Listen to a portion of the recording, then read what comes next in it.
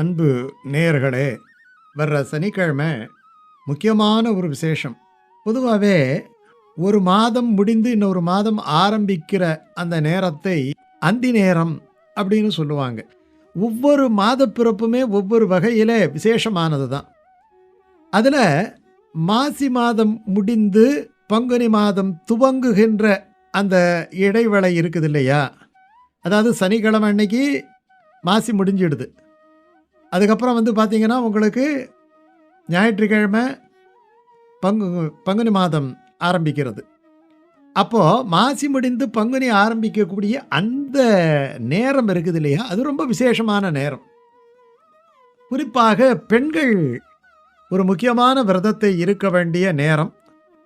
ஒரு நோன்புன்னு சொல்லுவாங்க. அதற்கு காருடையான் நோன்பு, காரடையான் நோன்பு, சாவித்திரி நோன்பு, காமாட்சி விரதம், இப்படியெல்லாம் நிறைய பெயர்கள் அதற்கு. மகாலட்சுமி விரதம், இப்படி நிறைய பெயர்கள் அதற்கு இருக்கிறது. சனிக்கிழமை தசமி அன்னைக்கு பார்த்தீங்கன்னா உங்களுக்கு சூரியன் அடுத்த நாள் உங்களுக்கு மீனராசிக்கு போகிறார். அதனால் இந்த காருடையான் நோன்பு நோற்கக்கூடிய நேரம் அல்லது முக்கியமாக அந்த நோன்பு சரடு கட்டி கொள்ள வேண்டிய நேரம்ங்கிறது ரொம்ப முக்கியம். கௌரி பூஜையை செய்து சத்யவான் சாவித்திரி கதையை படித்து அந்த தீர்க்க சுமங்கலித்துவத்திற்காக பெண்கள் இந்த நோன்பு கட்டி கொள்ள வேண்டிய நேரம் ரொம்ப முக்கியமான நேரம். அது இரவு 10:45 மணியிலிருந்து 11:45 வரை. அது ரொம்ப முக்கியமான ஒரு விஷயம். ஒவ்வொரு பஞ்சாங்கத்தில் ஒவ்வொரு மாதிரி போட்டிருப்பாங்க. ஆனால் ரொம்ப முக்கியமாக இருக்கக்கூடிய ஒரு வாக்கிய பஞ்சாங்கத்தில், அதாவது இதனுடைய நேரத்தை ரொம்ப துல்லியமாக குறித்த வைதீகத்தில், ஏன்னா பஞ்சாங்கத்தில் மட்டும் சிறப்பாக இருந்தால் பத்தாது, வைதீகம், அந்த வைதீகத்திலையும் சிறந்த ஒரு நிபுணர் குறித்து கொடுத்த நேரம் 10:45 11:45 வரைக்கும். அது வரைக்கும் பூஜை பண்ணிவிட்டு அந்த நேரத்தில் நீங்கள் நோன்பு சரடை கட்டி கொள்ளலாம். இது என்ன காருடையான் நோன்பு?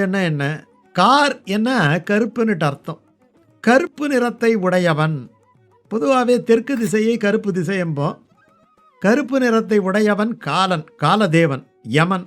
யமன் தான் கண்ணங்கரேறுன்னுட்டு கருப்பு நிறத்தை உடையவன், கருப்பு நிற எருமையிலே பயணிப்பவன், இப்படியெல்லாம் அவனை சொல்லுவார்கள். அந்த காலதேவன் கிட்ட இருந்து ஒரு பெண் தன்னுடைய கணவனின் உயிரை மீட்பதற்காக இந்த நோன்பு இருந்து வாதிட்டு தன்னுடைய கணவனுடைய உயிரை மீட்டு அவனோடு மகிழ்ச்சியாக வெகுகாலம் வாழ்ந்தாள் என்பதை சுட்டி காமிக்கின்ற கதை தான் இந்த காருடையான் நோம்பினுடைய கதை. காரடையான் நோம்புன்னுட்டு சொல்றது விழுக்கு. அப்ப கார் உடையானனா கருப்பு நிறம் உடையவன் ஆயிடுது. காரடையானனா கார் பிளஸ் அடை, அதாவது கார் அரிசியும் அந்த காராமணி அதை சேர்த்து அரைத்த ஒரு பருப்பும் அரிசியும் சேர்த்து அரைத்த அந்த மாவிலே இருந்து தட்டிய வடை, அதுக்கு காரடைன்னு பேர். அந்த காரடையை வைத்துக்கொண்டு நோம்புகின்ற ஒரு விரதம் இது. இது கார் அரிசி அடை அப்படின்னு சொல்லுவாங்க. சரி, இந்த விரதத்துக்கு என்ன காரணம்னா ரொம்ப அற்புதமான காரணம். ரொம்ப அற்புதமான காரணம். அதாவது சாவித்திரி விரதம், இந்த விரதத்தை சொல்லுவாங்க சத்யவான் சாவித்திரி கதை. இந்த சத்யவான் யார் அப்படின்னு சொன்னால், சத்யவான் ஒரு மன்னனுடைய மகன். அந்த மன்னன் ஏமாந்த நேரத்தில் வேற்று நாட்டு அரசர்கள் எல்லாம் படையெடுத்து அந்த மன்னனை நாட்டை விட்டு விரட்டி விடுகிறார்கள். அந்த மன்னனும் ராணியும் தங்களுடைய பையனான அந்த சத்யவானோடு காட்டிலே அடைக்கலம் புகுகின்றார்கள். இந்த நேரத்தில் இன்னும் ஒரு விபத்தாக அந்த மன்னனுடைய கண் பார்வையும் போய்விடுகிறது. அப்போ கண் பார்வை இழந்த பெற்றோர்களை காட்டிலே வைத்து மிக அன்போடு பராமரிக்கின்றான் அந்த மகனான சத்யவான். இதுதான் ரொம்ப முக்கியமான விஷயம். தன்னுடைய பெற்றோர்களை கைவிடவில்லை, பெற்றோர்களை கண் போல வைத்து காப்பாற்றுகின்றான். அடுத்த நாட்டிலிருந்து ஒரு அஸ்வமதி அப்படின்னுட்டு ஒரு நாடு, அந்த நாட்டிலே இருக்கக்கூடிய இளவரசி சாவித்திரி.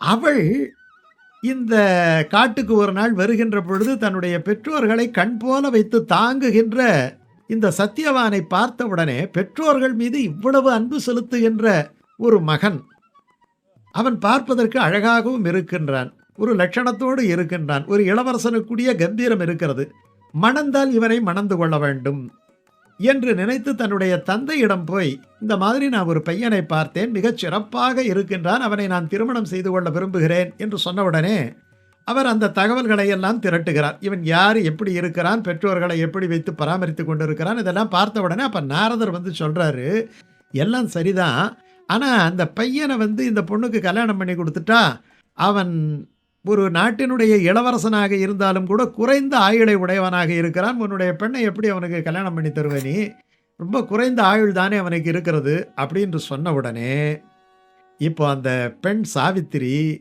பரவாயில்லை, என்னுடைய மனம் முழுக்க அவனிடத்திலே இருக்கிறது, அவன் எனக்கு குணமுடையவனாக இருக்கிறான், நல்லா கவனிக்கணும், அவன் எனக்கு குணமுடையவனாக இருக்கின்றான், ஆகையினால் அவனை நான் மணந்து கொள்ள வேண்டும் என்று சொன்ன உடனே அவங்க அப்பாவும் கல்யாணம் பண்ணி கொடுத்துட்றாரு. பாருங்க, அவ ஒரு இளவரசி, ஆனாலும் கூட அந்த பையனை அழைச்சிட்டு போயிட்டு தன்னுடைய நாட்டில் வச்சு வீட்டோடு மாப்பிள்ளையை வச்சு பராமரிக்கலாம். ஆனால் ஒரு இளவரசியாக இருந்த பெண் கணவனுடைய துன்பத்திலே பங்கு கொண்டு அவனோடு இருக்க வேண்டும், அவனுடைய பெற்றோர்களுக்கும் உதவ வேண்டும் என்கின்ற ஒரு அடிப்படையிலே அவளும் காட்டுக்கு போய் மகிழ்ச்சியாக இருக்கிறானா. ரொம்ப விஷயம் என்னன்னா, பணம் இந்த மாதிரி ஒரு விஷயங்கள் இருந்தால்தான் மகிழ்ச்சி என்பது கிடையாது. இருக்கின்ற இடத்திலேயே அந்த மனநிலையிலே தனக்கு விரும்பிய ஒரு வாழ்க்கை கிடைத்து விட்டதையே மகிழ்ச்சியாக அவள் அனுபவித்துக் கொண்டிருக்கிறார் காட்டிலே. ஆனால் நாரதர் சொன்னது போலவே ஒரு நாள் அந்த சத்தியவான் சாவித்திரனுடைய மடியிலே படுத்திருக்கின்ற பொழுது உயிர் பிரிந்து விடுகிறது. ஆனால் அதற்கு முன்னாலே நாரதருக்கு சொன்னதற்காக இவர் சில விரதங்களை எல்லாம் இருக்கின்றாள். அப்படி இருந்த விரதம் தான் இந்த காரடையான் நோன்பு என்பது. அவள் ரொம்ப பக்தியோடு சிரத்தையோடு தன்னுடைய உயிர் போய்விடக்கூடாது, தன்னுடைய கணவனுடைய உயிர் போய்விடக்கூடாது என்பதற்காகவே காரடையை வைத்துக்கொண்டு, உருகாத வெண்ணையும் ஓரடையும் நூற்றேன், மறுக்காமல் எனக்கு மாங்கல்யம் தா, இதுதான் அங்கே அன்னைக்கு சொல்ல வேண்டிய ஒரு விஷயம். எப்படி உருகாத வெண்ணையும் ஓரடையும் நூற்றேன், மறுக்காமல் எனக்கு மாங்கல்யம் தான், எனக்கு மாங்கல்ய பலத்தை தர வேண்டும் அப்படின்ட்டு. இந்த விரதத்தினுடைய பலனாக என்ன ஆயிற்றன்னா, யமன் கணவனுடைய உயிர், அதாவது சத்தியவானுடைய உயிரை கொண்டு செல்லும் பொழுது அந்த உயிரை எடுத்து செல்வதை தடுக்க முடியவில்லையே தவிர, ஆனால் அந்த யமன் வந்தது இவளுடைய கண்ணுக்கு தெரிகிறது. உடனே அந்த யமனோடு பின்னாடி போகின்றாள். யமனோடு பின்னாடி போவதை பார்த்தவொடனே யமன் பயப்படுறான், நமக்கு பின்னாடி யாரா வர்றா, நம்ம போகிறது எப்படி இவ கண்ணுக்கு தெரிஞ்சது. அப்போ விரதத்தினுடைய பலன் அந்த இடத்துல வேலை செய்கிறது. உடனே பார்க்கின்ற பொழுது, பெண்ணை நீ எதற்காக வருகின்றாய், உன்னுடைய கணவனுடைய உயிரை திரும்ப கேட்பதற்காக வருகின்றாய், அதை தர முடியாது, விதி முடிந்தால் முடிந்தது தான், இதெல்லாம் பிரம்ம லிபி, யாருக்கு எவ்வளவு நாள் வாழ வேண்டுமோ அவ்வளவு நாள் தான் வாழ முடியும், நீ விரதம் இருந்து வீணாக வந்து நீ உன்னுடைய கணவனுடைய உயிரை மீட்டு விடலாம் என்றெல்லாம் நினைக்காதே, அதை தருவதற்கு எனக்கு அதிகாரம் இல்லை, நீ வேறு ஏதாவது வேண்டுமானால் வரத்தை கேள், நான் தருகின்றேன் என்று சொன்ன உடனே அந்த புத்திசாலியான பெண் ஒரு வரத்தை கேட்டாள். காலதேவனே, எனக்கு 100 பிள்ளைகள் பிறந்து என்னுடைய மடியில் அந்த பிள்ளைகளை வைத்து கொஞ்சுகின்ற பொழுது அதை பார்க்கின்ற ஒரு பாக்கியம் என்னுடைய மாமனாருக்கு கிடைக்க வேண்டும். என்னுடைய மாமனார் பார்க்கின்ற பொழுது 100 பிள்ளைகளை நான் என்னுடைய மடியிலே வைத்து கொஞ்ச வேண்டும், அந்த வரத்தை தான். உடனே சரி, கணவனுடைய உயிரை கேட்கவில்லை, வேறு ஏதோ வரத்தை கேட்கிறான், அப்படியே ஆகட்டும்னு வரம் தந்துட்டான். உடனே நீ வரம் தந்துட்டு நீ பாட்டுக்கும் போயிட்டா என்ன அர்த்தம், என்னுடைய கணவனுடைய உயிரை தா அப்படி என்று சொன்ன உடனே நீ கணவனுடைய உயிரை கேட்கவில்லையே. உடனே அந்த பெண் கேட்குறான், நான் என்ன வரத்தை கேட்டேன்னு சொல்லு, எனக்கு 100 பிள்ளை பிறக்கணும்னா என்னுடைய கணவன் இல்லாமல் எப்படி எனக்கு பிள்ளைகள் பிறக்கும், அப்போ நீ பிள்ளைகள் பிறக்கும் என்கிற வரத்தை தந்து விட்டாய் அல்லவா, அப்போ கணவன் உயிரோடு இருக்க வேண்டுமே. ஒன்று.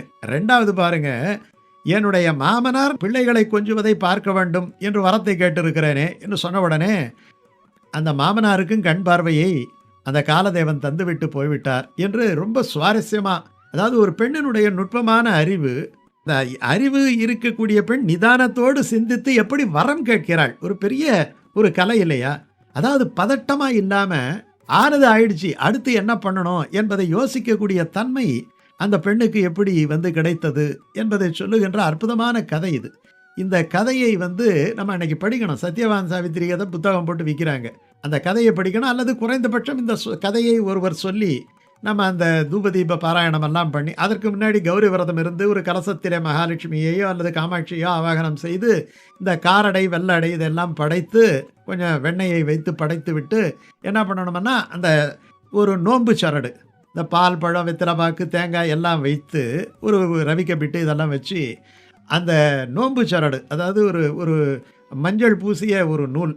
அந்த நூலை வைத்து அந்த சரடு வைத்து படைத்து தூபதீபம் காட்டிய உடனே பெரியோர்களிடமெல்லாம் ஆசீர்வாதம் வாங்கி மங்கள ஆசிகளை வாங்கி அதுக்கப்புறம் கணவன் கையாலே அந்த நோன்பு சரடை கட்டி கொண்டு இந்த அடைகளை சாப்பிட வேண்டும். அடைகளை அவர்கள் மட்டும்தான் சாப்பிட வேண்டும். அதிலே ஒரு சில அடைகளை எடுத்து வைத்து அடுத்த நாள் காலையிலே பசுமாட்டுக்கு கொடுக்க வேண்டும் என்று இந்த விரதத்தினுடைய அமைப்பு செல்லுகிறது. ரொம்ப எளிமையான விரதம் தான். நிறைய பெண்கள் இந்த விரதத்தை கடைபிடிக்கிறார்கள். இதில் நீங்கள் ரொம்ப முக்கியமாக கவனிக்க வேண்டியது என்னன்னா, அந்த நேரம் 10:45 11:45 சனிக்கிழமை இரவு. இதை மட்டும் நீங்கள் கவனித்து வைத்துக்கொண்டு இந்த நோன்பை, மிக எளிமையான இந்த நோன்பை நீங்கள் பின்பற்றுங்கள். நல்ல சௌபாக்கியங்களை எல்லாம் அடைவீர்கள்.